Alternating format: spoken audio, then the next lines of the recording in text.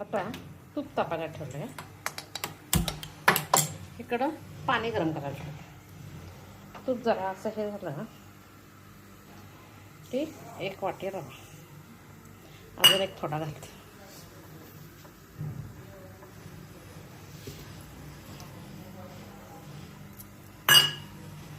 रवा चांगला भाजून घे.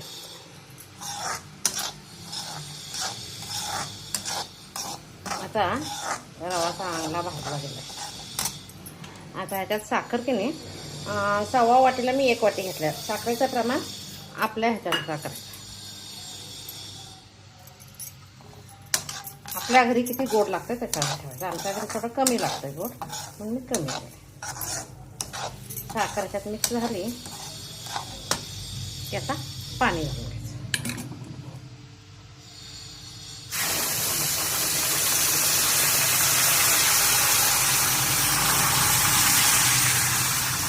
मी हे पाणी मुद्दाम थोडं जास्ती केलं, म्हणजे कमी पडलं तर परत घालतो. ते गार पाणी घालायचं ना. आता गॅस बारीक ठेवायचा आणि लो फ्लेमवर याला चांगलं शिजू द्यायचं.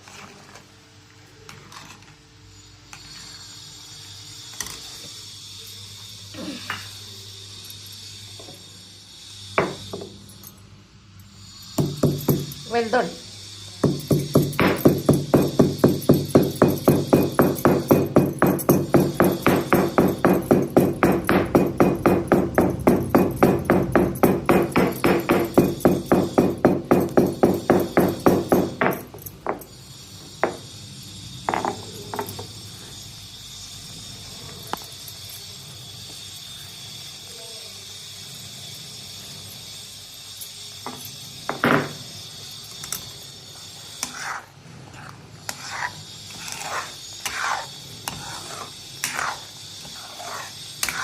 आता ह्याला ड्रायफ्रूट पाहिजे तर ड्रायफ्रूट घालतात. मी काय ड्रायफ्रूट घालणार नाही. थोडीशी बदामाची पावडर घालणार, वेलदोड्याची पुडं, थोडीशी बदामाची पुडं. ड्रायफ्रूट पाहिजे घालू शकतात, कॅशो, आल्मंड, ड्राय ग्रेप्स. मी काय घालणे. आता गॅस बंद करते. थोडंसं त्यात तूप सोडते, गॅस बंद करते. आता छान मुरलं जातं.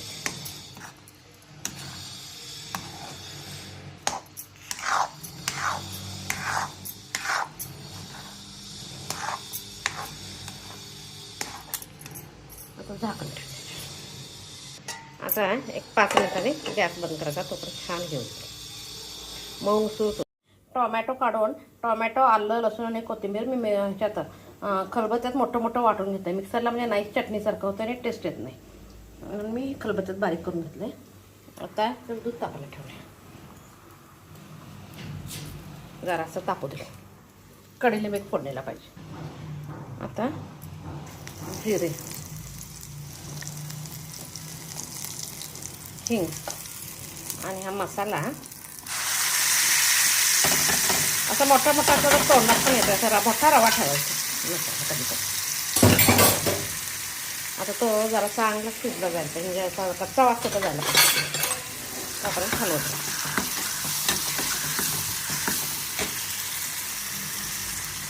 कढईलिंब, हा कच्चा वास गेला की असा साधारण तेल सुटल्यासारखं होतं.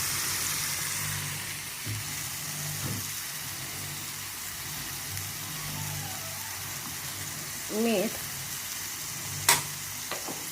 आणि तिखट.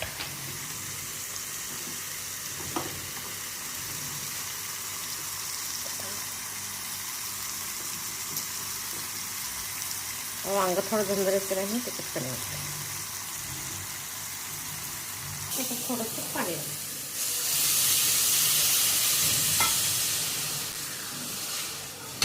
आता पाण्याला चांगले उकळू दे. हे पाणी गरम झाले की नाही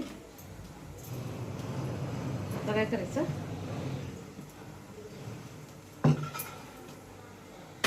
ही फोडणी डाळीत घालायची.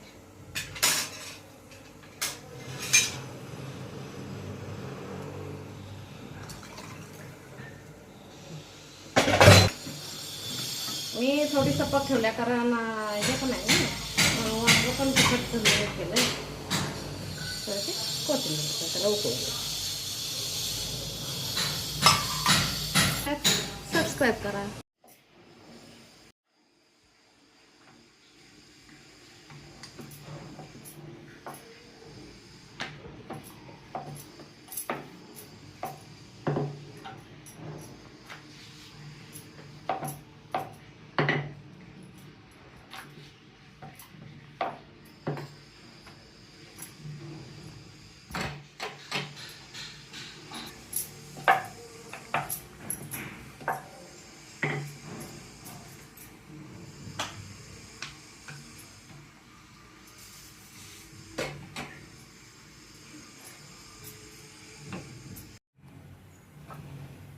पलीकडं कन्स्ट्रक्शनचा आवाज चालूच आहे.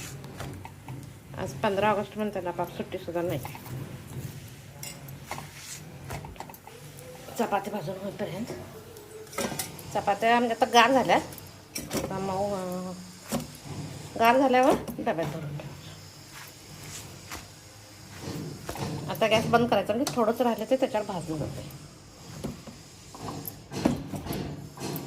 चपात्या गार झाल्यानंतर डब्यात भरलं तर हे होतं, नाही तर त्याला परत घाम येतोय व पाणी सुटते. म्हणून चाळणीत वगैरे ठेवून पहिला गार करून घ्यायचं. आता ही चपाती गार होते मग डब्यात भरून ठेवायची.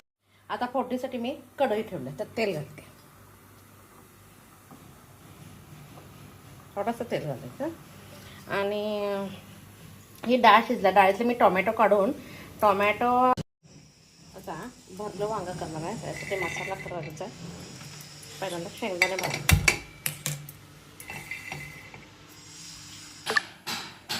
कोथिंबीर निवडून घेतली, जराशी बारीक चिरून घ्यायची म्हणजे वाटायला सोपी जाते. तर शेंगा तर छोटे छोटे भाजायला बंद करते गॅस. गार होते म्हणजे कुटून घ्यायचे. मेथी पुलाव करण्यासाठी ही मेथीची भाजी ही स्वच्छ निवडून बारीक चिरून पर्यंत घेते. आता ओट्स करण्यासाठी एक पेला दूध मी तापायला ठेवलं आणि पाणी घालत आहे, दुधातच करते. त्याला एक चमचा गूळ आणि हा एक लहान पेला ओट्स. आता चांगलं व्यवस्थित बॉईल होऊ द्यायचं. ह्याच्यात पण पाहिजे तेवढे ड्रायफ्रूट्स घालू शकता आपल्या इंटरेस्टचे. मी आता ह्याच्यात फक्त आल्मंड आणि कॅशो घालणार आहे. आता उकळी आली की आल्मंड कॅशो घालायचे. तर दुसरं काही घालायचं नाही. आल्मंड कॅशो हे बारीक करून घातले तरी चालतात. मी आता बारीक करायला वेळतीला कोथिंबीर चिरली आहे, त्यामुळे वेळती धुवायला पाहिजे. चाकू सापडत नाही आहे म्हणून तसेच घातले. तसे घातले तरी पण चालतात. थोडीशी बदाम ह्याच्यात, थोडीशी बदाम पावडर.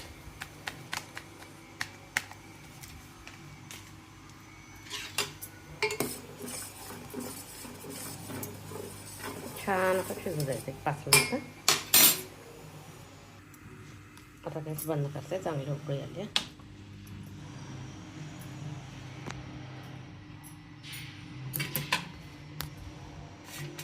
हे शक्यतो दुधातलं ओट्स केलं की प्यायच्या लेवलचे असतात. असं पाणी घातलं की टेस्ट वेगळी येते, कारण मी पाणी नाही घालत.